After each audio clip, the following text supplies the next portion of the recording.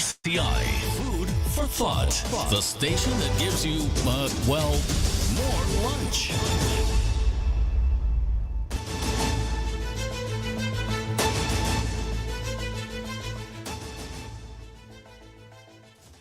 Good afternoon, bon après-midi, and of course, welcome to the Lunchroom on Radio Caribbean International.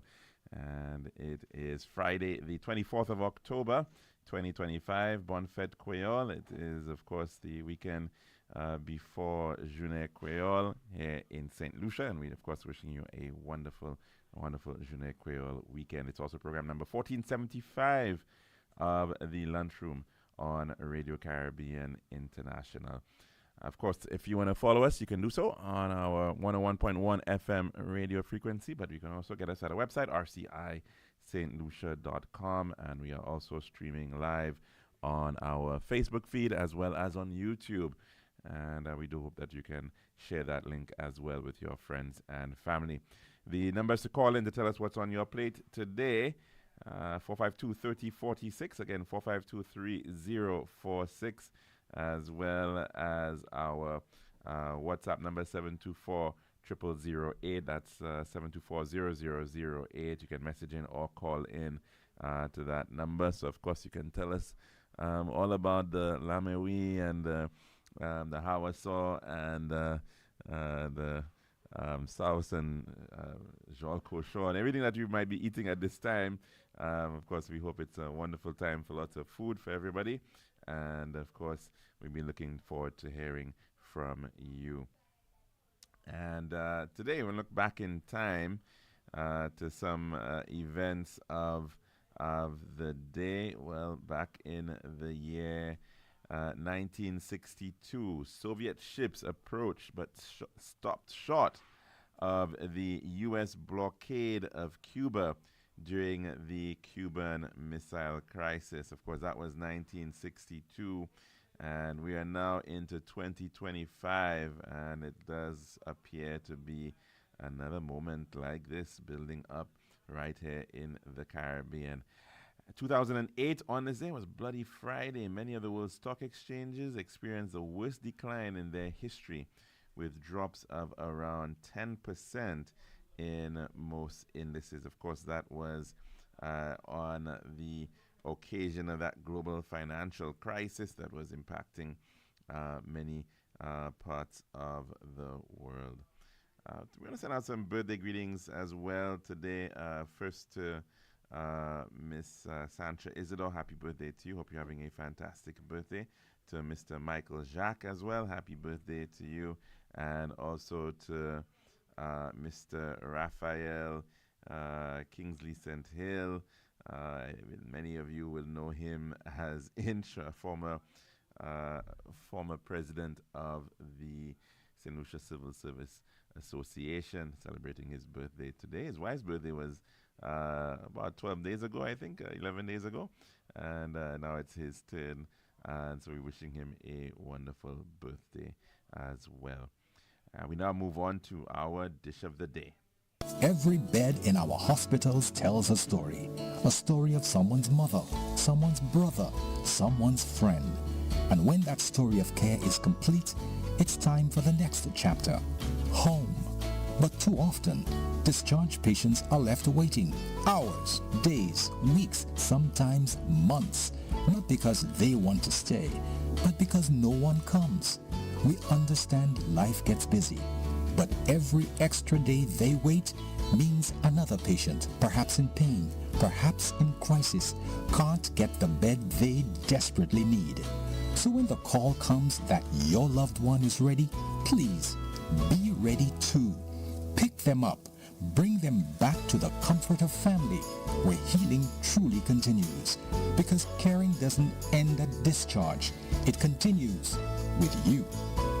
A message from the Ministry of Health, Wellness and Elderly Affairs. Serving now, the Daily Dish.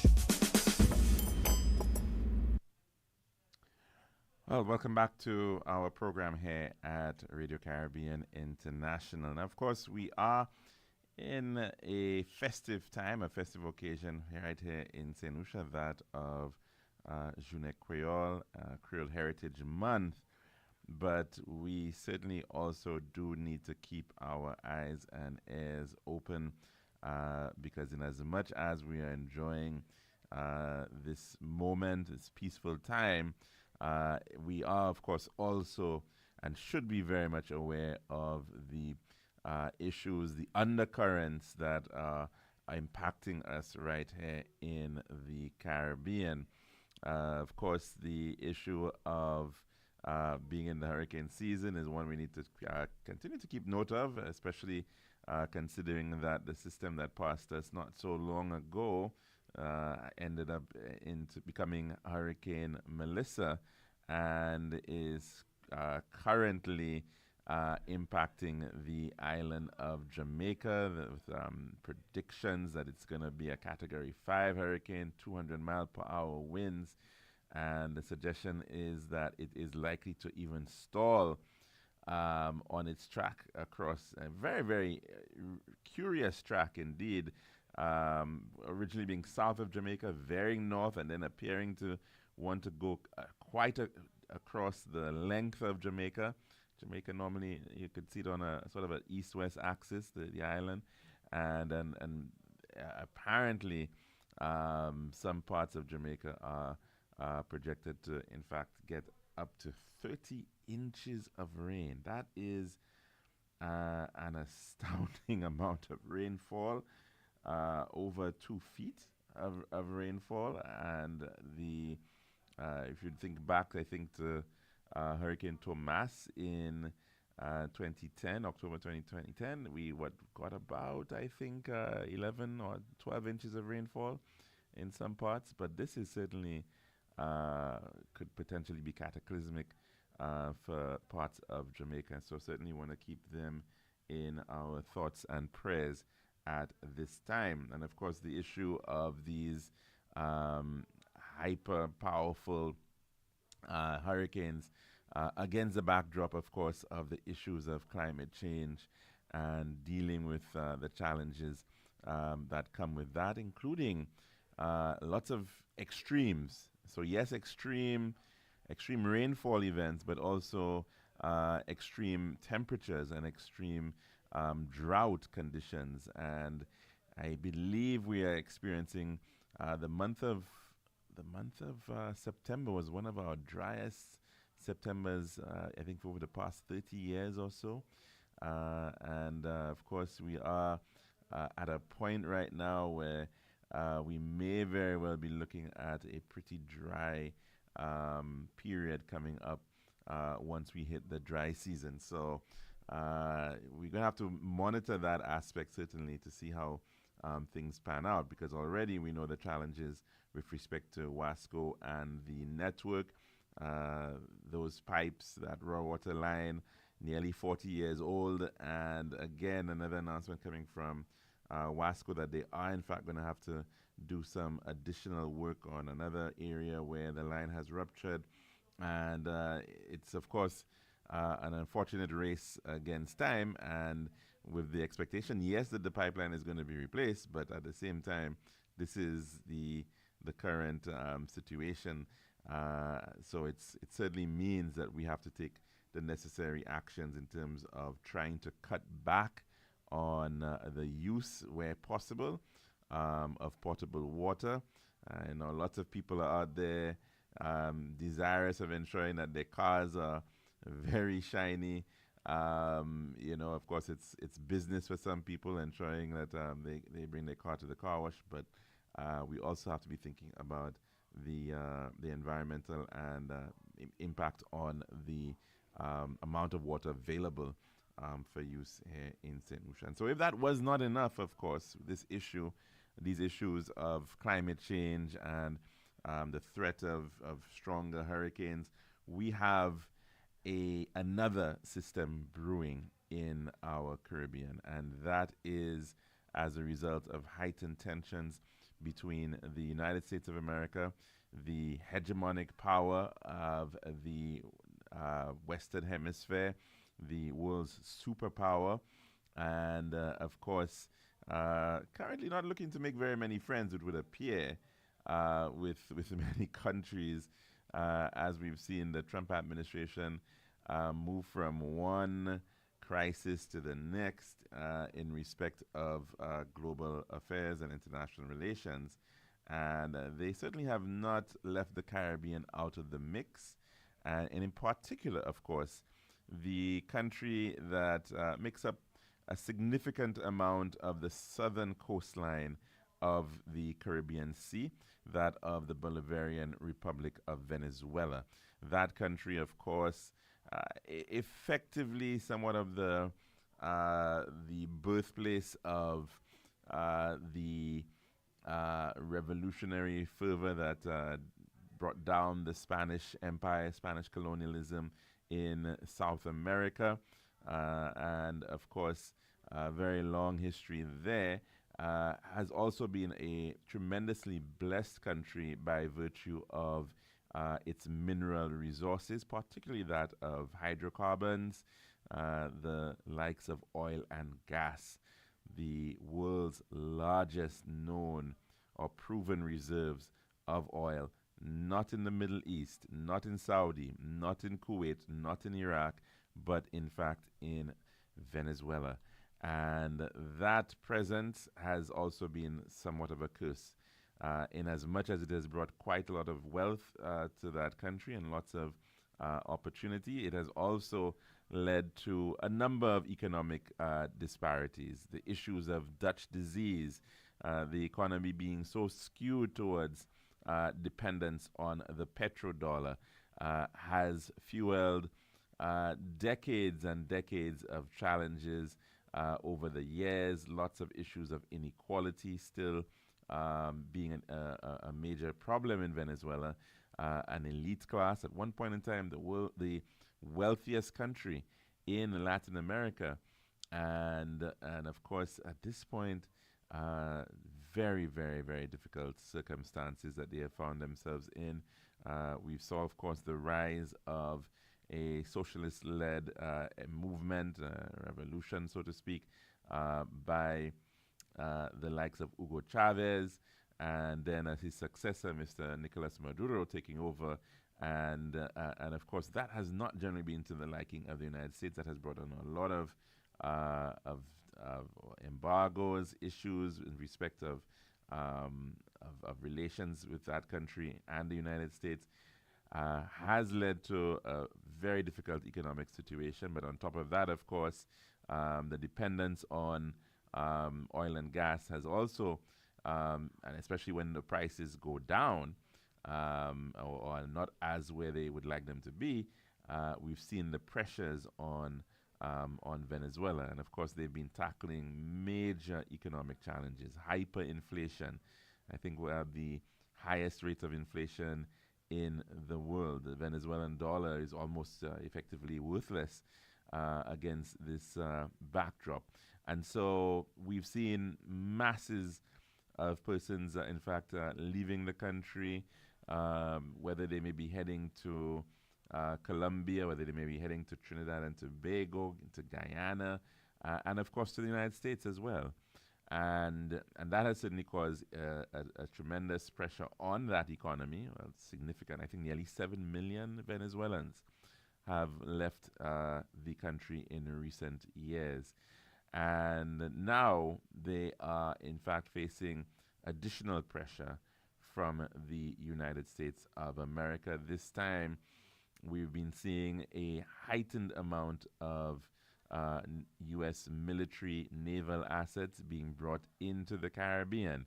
And the suggestions are, nearly 14% of the naval assets of the U.S. are in the Caribbean right as we speak. And it almost certainly looks as if something is brewing. And of course, there have been responses on the side of Venezuela as well. Quite recently, we've been hearing about the presence of Russia in the mix and being able to provide thousands of anti-air defense systems, missiles to that of Venezuela. But let's take a listen to this BBC clip which looks into this matter Sorry, CNN clip, I believe. Yeah, looks into this matter and also looks into, of course, the issue. What the United States is saying that this is merely a matter of a war on drugs, accusing the president of Venezuela of being a proponent and a supporter, and in fact being part of a cartel. And of course, we've been seeing strikes, drone strikes, on vessels in the Caribbean Sea. And in many instances, these have actually been persons not from Venezuela at all, but of course from other neighboring countries, including Colombia, including Trinidad and Tobago. So let's take a listen to this piece coming out of CNN. Defense Secretary Pete Hegseth says the U.S. has carried out its 10th deadly strike on an alleged drug smuggling boat in the Caribbean. He says all 6 people on board were killed. Just yesterday, President Donald Trump said he'll keep ordering the strikes without asking permission from Congress. Mr. Trump also denied that the U.S. sent a B-1 bomber like this one to fly near the coast of Venezuela on Thursday. Flight trackers clocked it about 80 kilometers from the mainland. It's not clear if the aircraft entered Venezuelan airspace. But the show of force and soaring tensions have Venezuela on edge. Its government have been holding military drills as President Nicolas Maduro issued this message in English. Not war, not war, not war. Just peace, just peace, just peace, forever, forever, forever. Peace forever. No crazy war. CNN contributor Stefano Pozzebon is live for us in Caracas. That was a pretty clear message there from Maduro. What else have you been hearing from Venezuelan officials? Well, Christina, the relationship between Washington and Latin American countries is often described in terms of carrots and sticks. That is, of course, a reference to a phrase by the late US President Theodore Roosevelt. Well, Maduro is also equally skilled in both carrots and sticks because just the day before he made that English language plea to Donald Trump, this is what he had to say about the potential for open confrontation with the US, which would likely mean an air attack from Washington into Venezuela. Take a listen. Cualquier fuerza militar del mundo. Any military force around the world knows the power of the IGLAs. And Venezuela has no fewer than 5,000 IGLAs in key air defense positions to guarantee peace. He was, of course, making reference to air defense Russian missiles that Venezuela has acquired in recent years and used to prop up its air defense. Also, in terms of, again, carrots and sticks, the carrot that we're registering today, Christina, is the release of at least 17 Colombian citizens who have been wrongfully detained here in Venezuela. Of course, that is a triumph of the president of Colombia's, Gustavo Petro's strategy to sort of show his support for Maduro in front of this confrontation with the US. The US instead are sticking, frankly, to the sticks with this latest strike. It's the 10th that we're registering in the Caribbean and Pacific waters. That also means that 43 people, Christina, 43 people have been killed since this confrontation began. The White House is insisting that all of these people are, of course, narco-traffickers. They have yet to present any proof, Christina. And of course, in all of this, it's the Venezuelan people who are caught in the middle of the conflict. The Norwegian Refugee Council says 1 in 4 Venezuelans now need humanitarian aid. What are you seeing, Stefano?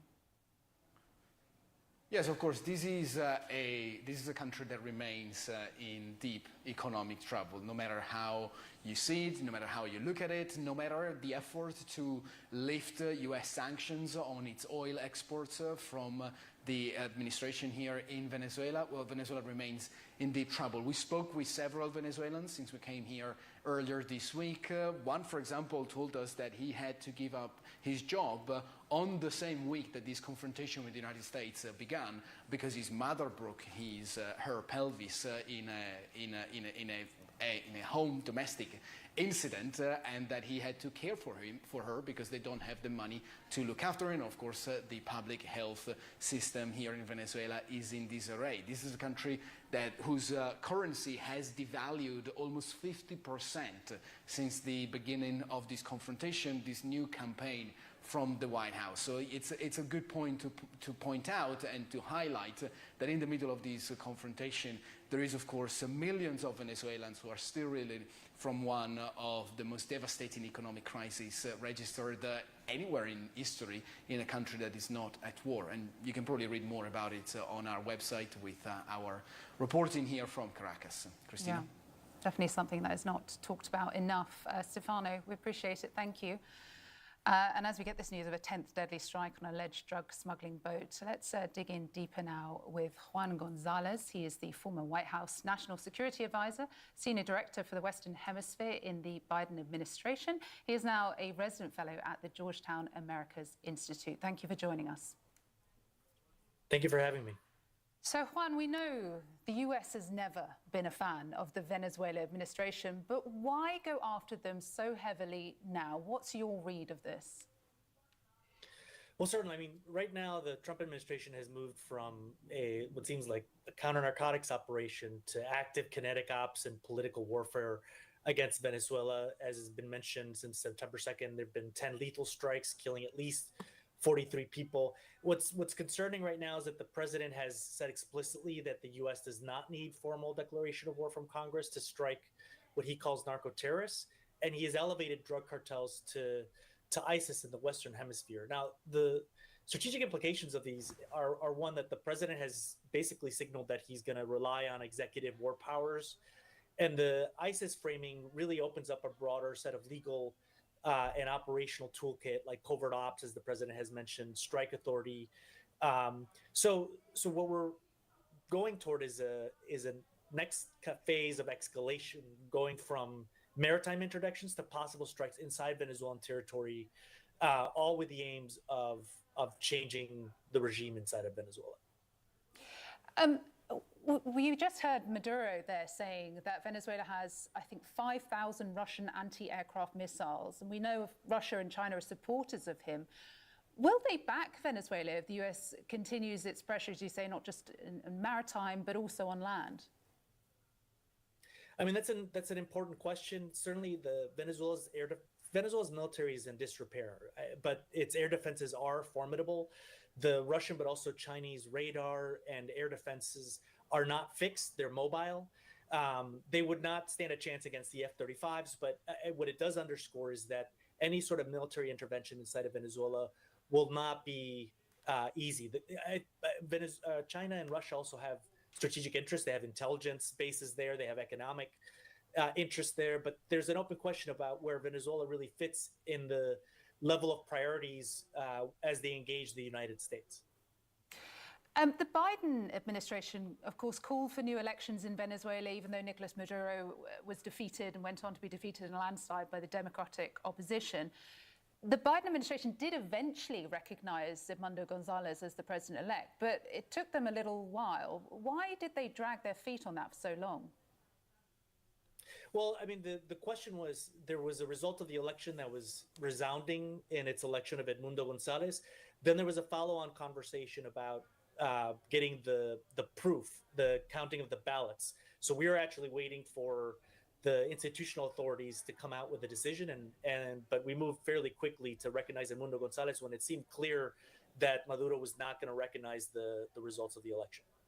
But by that time, he had been exiled, right? So it was too late, in effect.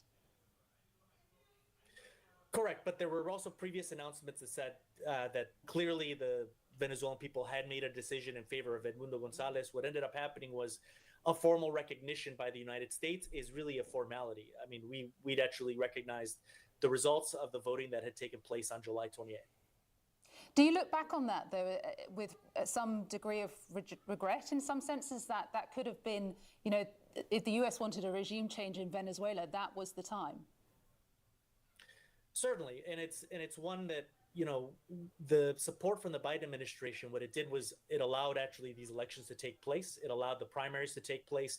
And what it did was the result, even though not unexpectedly, Maduro did not allow an election where he did not control the outcome. It became pretty clear to the international community, but across the political spectrum from left, center, and right, that Maduro had stolen the election. Now that there's a big leap between that and the idea of a military intervention by the United States. The United States does not have a good record in this century or the last when it comes to military interventions and the restoration of order. I think a key question for the American public at this particular point is, guaranteeing the security and the ability to govern of Edmundo Gonzalez, who is the rightfully elected president. Is that something that's going to take 20 or 30,000 U.S. Marines to actually guarantee that security? Is that something the American people think is the right path? Is that the right kind of cost that we're willing to pay when there are other routes? Negotiations aren't an easy path. They're not going to guarantee success. But when you look at similar processes around the world, it is a channel for dialogue that is necessary to avoid any sort of confrontation and actually promote viable and meaningful concessions by Maduro.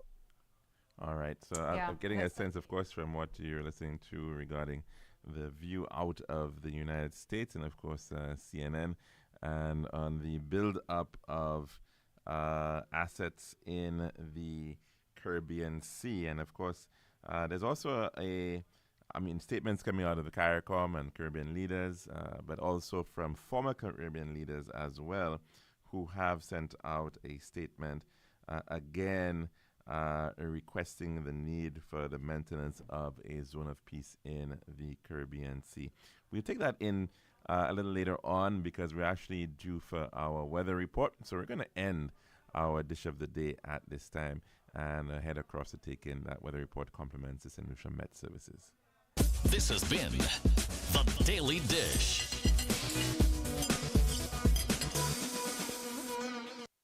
Every bed in our hospitals tells a story of someone's mother, someone's brother, someone's friend. And when that story of care is complete, it's time for the next chapter, home. But too often, discharged patients are left waiting hours, days, weeks, sometimes months, not because they want to stay, but because no one comes. We understand life gets busy, but every extra day they wait means another patient, perhaps in pain, perhaps in crisis, can't get the bed they desperately need. So when the call comes that your loved one is ready, please be ready too. Pick them up, bring them back to the comfort of family, where healing truly continues. Because caring doesn't end at discharge, it continues with you. A message from the Ministry of Health, Wellness and Elderly Affairs. It's now time for your weather report, brought to you by Island Style. Girl, I've been so stressed searching for the perfect tiles to complete my home. Really? Yeah, it's always the same white, beige, and gray tiles with the style stores. Like they're all buying from the same place. You're the design expert. Help me, please. I'm fed up. What are you looking for? Something different. Something that says Caribbean beauty and suits my personality. Something vibrant and classy with a little razzle-dazzle. Okay, Ms. Razzle Dazzle, I know just the place. Island Style Tile and Bath, they're my #1 store for everything tile. And with their new In Living Color collection, you'll find the most gorgeous styles to give you that splash of Caribbean flair you're looking for. That sounds perfect. I'll even take you myself and throw in a free design consultation. I'll never say no to that, sis. I can't afford you anyway. Visit our Island Style showrooms in Castries, Rodney Bay, and View Fort, or call 450-452 or 453 Tile. We'll help bring your vision to life in living color. This is Radio Caribbean International. It's now time for the weather news. And the forecast for St. Lucia valid for the next 24 hours. Winds will be blowing from between the east-southeast and southeast near 17 miles per hour or 28 kilometers per hour. Weather fair to occasionally cloudy skies with a few brief showers and a chance of isolated thunderstorms. Forecast for the Lesser Antilles. Fair skies becoming cloudy at times with widely scattered showers and a chance of isolated thunderstorms.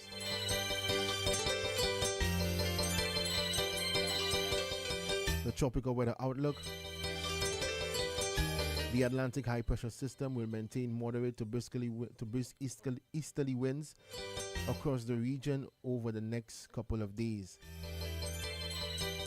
Weak unstable conditions in the low atmosphere will result in a few cloudy periods with showers and possible isolated thunderstorms over the Lesser Antilles during the forecast period. A tropical wave located over the central tropical Atlantic is moving westward near 17 miles per hour or 28 kilometers per hour. Tropical cyclone formation is not expected over the tropical Atlantic during the next 7 days. And that is your weather report brought to you by Island Style. This has been RCI's Weather News. For more information, call the Weather Hotline at 454-3452. RCI 101 number 1. Girl, I've been so stressed searching for the perfect tiles to complete my home. Really? Yeah, it's always the same white, beige, and gray tiles with the style stores. Like they're all buying from the same place. You're the design expert. Help me, please. I'm fed up. What are you looking for? Something different. Something that says Caribbean beauty and suits my personality. Something vibrant and classy with a little razzle-dazzle. Okay, Ms. Razzle Dazzle, I know just the place. Island Style Tile and Bath, they're my number one store for everything tile. And with their new In Living Color collection, you'll find the most gorgeous styles to give you that splash of Caribbean flair you're looking for. That sounds perfect. I'll even take you myself and throw in a free design consultation. I'll never say no to that, sis. I can't afford you anyway. Visit our Island Style showrooms in Castries, Rodney Bay, and View Fort, or call 450-452 or 453 Tile. We'll help bring your vision to life in living color.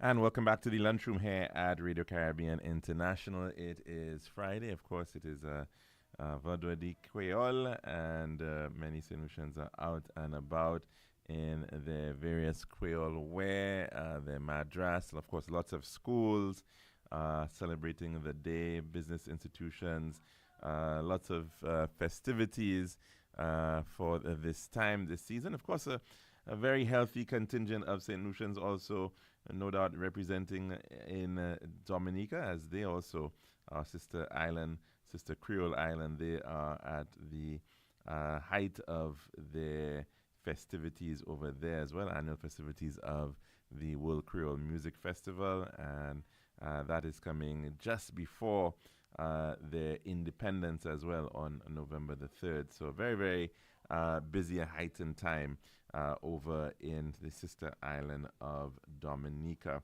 Now, of course, in the Caribbean, lots of appeals coming for peace. And in fact, today is also the birthday of Dr. Keith Rowley, and he wrote the following on his page in support of a release that was sent out by a number of former heads of government of the Caribbean.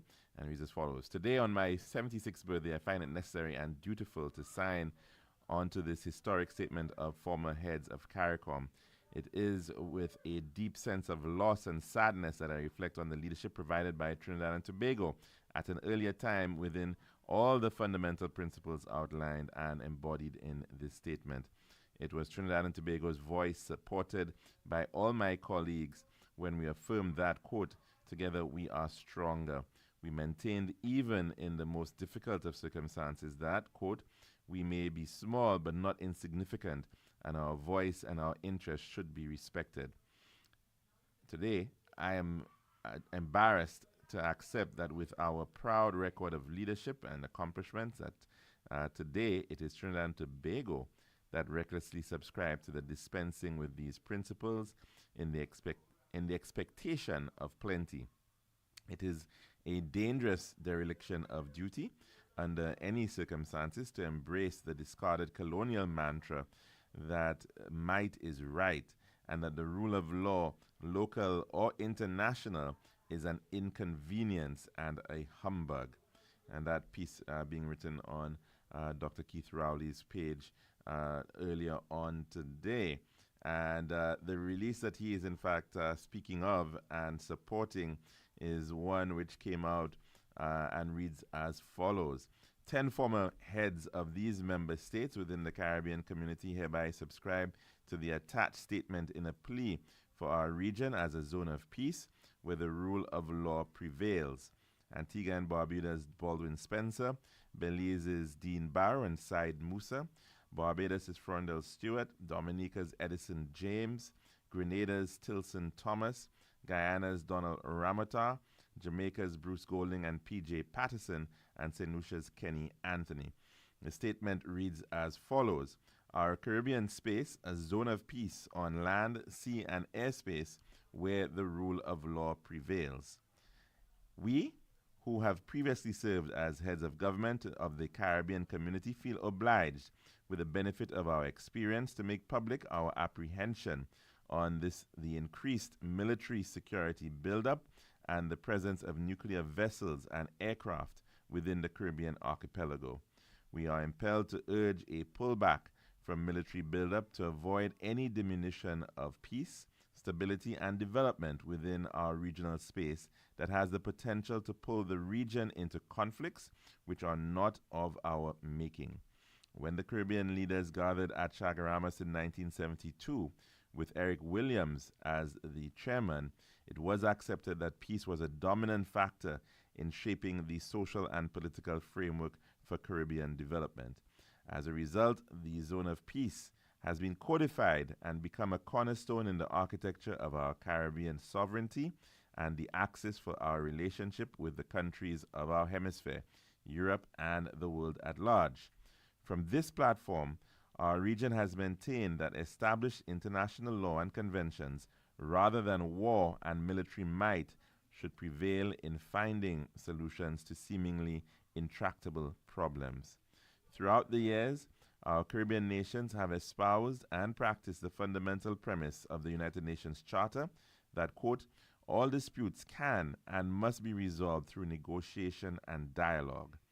In noting our grave concerns, we assert the sound pillars recently reaffirmed by our present leaders and which still constitute the fundamental tenets of our region that we dare not discard.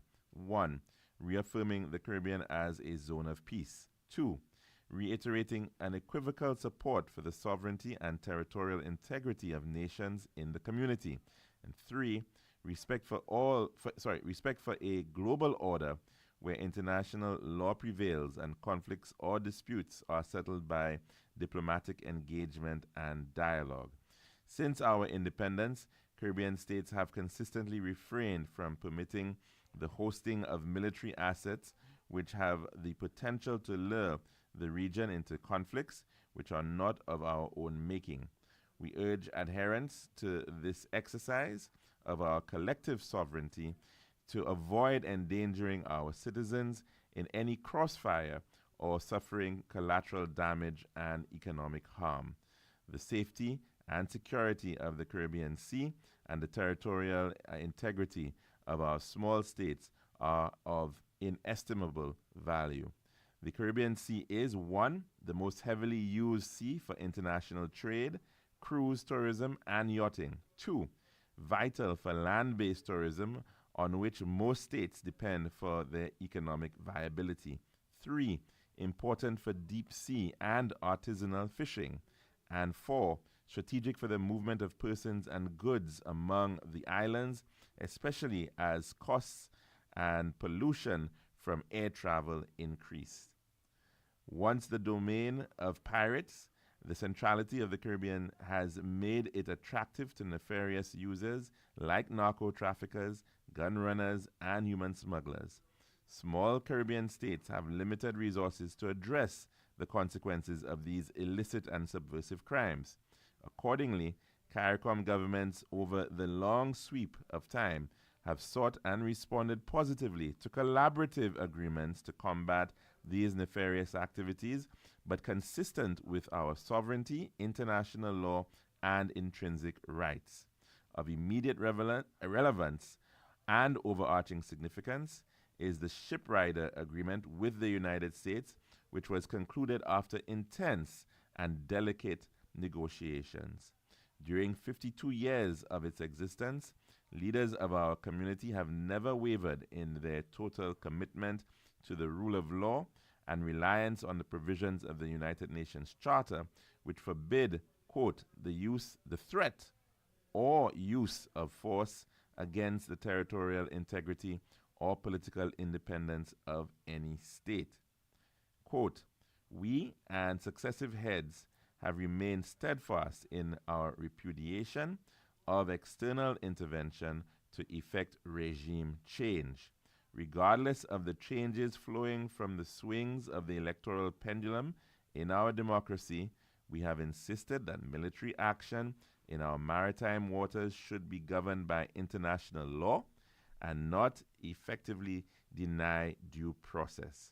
We subscribed to the Shiprider Agreement to ensure that illicit drug traffickers could be tracked, pursued, searched, and lawfully apprehended without extrajudicial killing and the destruction of that which could provide conclusive evidence of criminal operation. The safety and livelihood of the people of the region are imperiled by any act or utterance which threatens the norms of international law or undermines our sovereign territorial rights. The gravity of present signals demands that we use all existing channels for dialogue to perpetuate a zone of peace on the edifice of respect for our sovereignty, international conventions, and the rule of law. We therefore fully support the preparedness of our leaders of the Caribbean community to assist in resolving all conflicts and disputes by constructive dialogue. We therefore fully support the preparedness of the leaders of the Caribbean community to assist in the peaceful resolution of all conflicts and disputes, to maintain the rule of law and strengthen security within our region in the spirit of the friendly relations that exist between the community and their hemispheric neighbors. Preserving our Caribbean space as an established zone of peace is for us of vital imperative. Our shared history and common interests demand oneness. We have gone too far to turn back now. And of course, that, as I mentioned, is a press release originally signed by 10 former heads of the member states of the Caribbean community. Representation coming from Antigua and Barbuda, Belize, Barbados, Dominica, Grenada, Guyana, Jamaica. In the case of Belize and Jamaica, two heads signing on, Said Musa and Dean Barrow. In the case of Jamaica, the two living former prime ministers, at least two there. We've got one other, Portia Simpson, who hasn't signed on as yet, but Bruce Golding and P.J. Patterson signing on. And in the case of St. Lucia, Honorable Dr. Kenny Anthony signing on to this press release. And of course, it is bringing heightened interest to the realization of what is going on right now in the Caribbean in respect of U.S. action against vessels. As of course you heard in that clip from CNN, the 10th strike occurred just yesterday. These are being executed through the use of drones in the main. And of course, there is almost no way to be able to determine whether in fact these are drug runners or vessels carrying drugs, because what is effectively happening is that these vessels are being blown up, and with pretty much no means of verification. The individuals in question are not being able to be brought to justice. They are effectively being killed.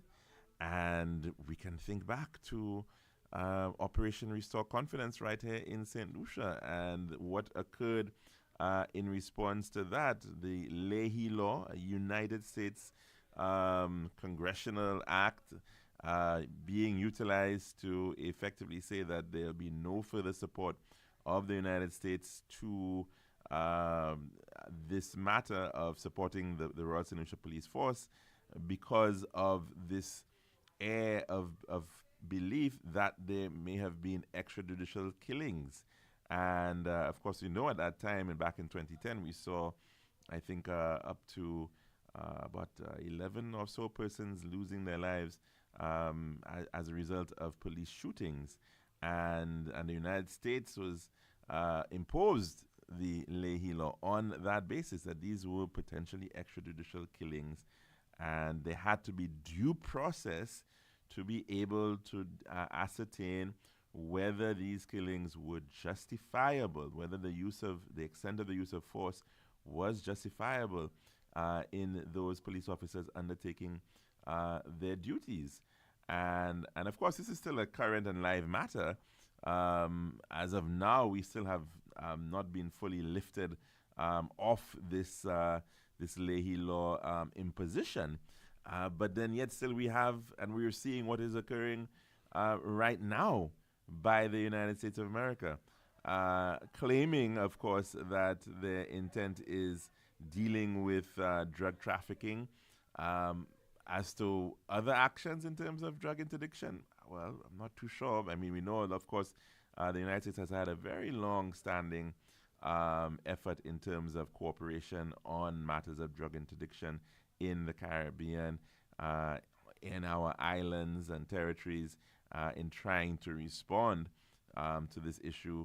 But clearly what we're seeing right now begs quite a lot of questions. The extent of why would you need aircraft carriers, for example, and submarines in the Caribbean Sea to be tackling this matter of drug trafficking? And so, of course, that is the situation that we are finding ourselves in, and the repercussions can be real. Already, you are seeing certain things happening very quietly. Even the flight paths in the Caribbean have, in some instances, have to be adjusted to stay out of certain zones. You of course already, and the question is, if you in fact see a major conflict breaking out, what's going to happen in terms of trade through the Caribbean? What are the implications there? Will there be collateral damage? Already, of course, lots of speculation of lives being lost, of persons not being Venezuelan at all, and we're seeing the impacts there. The people who are in fact being killed are not military officers or soldiers. These are, private citizens who are effectively being killed by these strikes. And this is really the challenge that we are now finding in respect of the actions that are being taken by the United States in the Caribbean. Of course, this is not to say that the Caribbean community has not had its share of challenges with respect to international relations and Venezuela. There is still the ongoing matter of the land dispute, border dispute with respect to the Cooperative Republic of Guyana. And of course, much of it has to do with the presence of oil and gas in Guyana waters, in the exclusive economic zone that is now Guyana's. But of course, the claim by Venezuela going back to its time back into the 1890s, I believe, the suggestion that their true border is the Essequibo River, effectively would mean that Guyana would be losing easily maybe about 60-70% of its landmass, a vast swath of land being claimed by Venezuela. And of course, the statements coming out of Venezuela that it was declaring in the Essequibo region as a new state, and they were appointing a governor and taking other actions in that regard, also clearly was condemned by the Caribbean community, and of course was calling upon that this matter be dealt with as it has been dealt with in the past, which is through international arbitration. And so, of course, we do know that there are conflicts that will arise between countries, between groupings, but that the idea is that these are dealt with in a fair manner and in a transparent manner, and of course through dialogue, through negotiation, through the negotiating table, and not via the use of force, as we are in fact witnessing right about now. Now, of course, over the weekend there will be the usual Journée Creole activities, and you would note, of course, there are two venues, stated venues, that is, in the south in Vieux-Fort, as well as with up at Foassaw in Babono. They, in fact, are going to be one of the host communities for Journée Creole 2026. And the events are going to involve on the Sunday a Creole church service at the Good Shepherd Catholic Church in Babono itself, the center of Babono. But down in Foassaw, there'll be exhibitions of traditional craft, local bread making, herbal garden displays, and honey production demonstrations. All day there will be traditional games, festin jouet, as well as stage performances. Performances include the likes of Silver Shadow dancers, the Kapesh solo group Helen Folk dancers, Mamai Lakai, and the More Fire band. And of course, there are a number of traffic management actions that are worthy of mention, I think. And so certainly the matter of access to Foassaw. As you know, Foassaw, there are effectively two roads into Foassaw. One is from Babono Center, and that is known as the Tishime Road. So that is the road just as you get up to the center of Babono.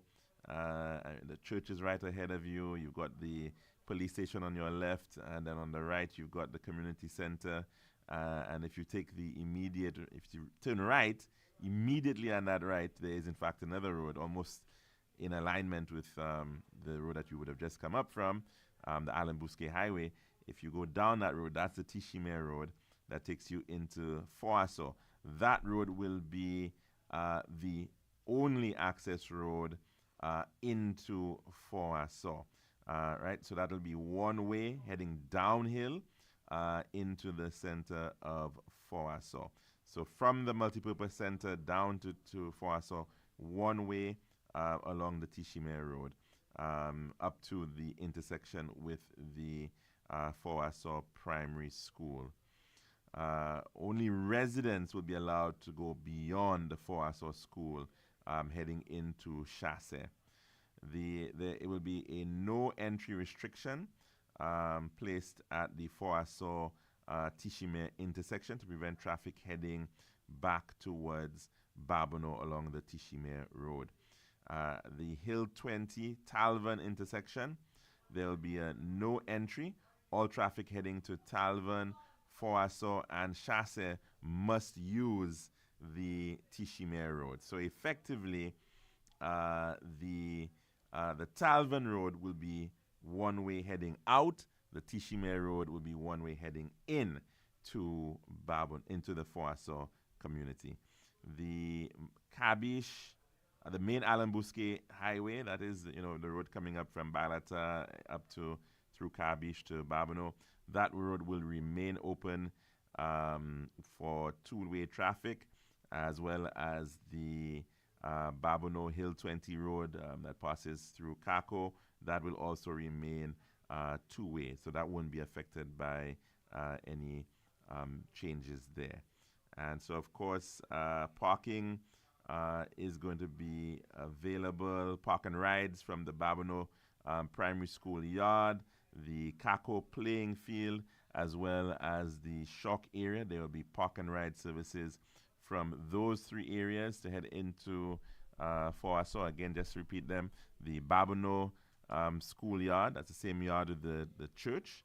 The Kako playing field, that will also be a park and ride center, as well as the Shock area. That Shock area, Massey Mega, and the cinema and what have you. So those will be the areas that you would then take shuttles that will bring you into Fort and of course, if you want to do a lot of the other activities on there, there'll be shuttles to be able to provide you there. Of course, the police are encouraging persons to carpool if you are going in, and early arrival is encouraged to reduce on congestion, and of course to follow police and traffic warden instructions. And pedestrians are also advised to use designated crossing areas and wear bright colors, bright clothing for visibility. And of course, I'm pretty certain that's not a very hard ask for Jeanette Creole. Most people would probably be wearing their madras and African prints and what have you. And so we do hope that everybody's taking note of the traffic arrangements for Assau, which is one of the host communities for Jeanette Creole 2025. So do have yourself a very wonderful weekend. Do everything in moderation is, I think, the best advice that one can give. But, of course, have lots of good fun. I'm your host, Alex George Jr., saying goodbye.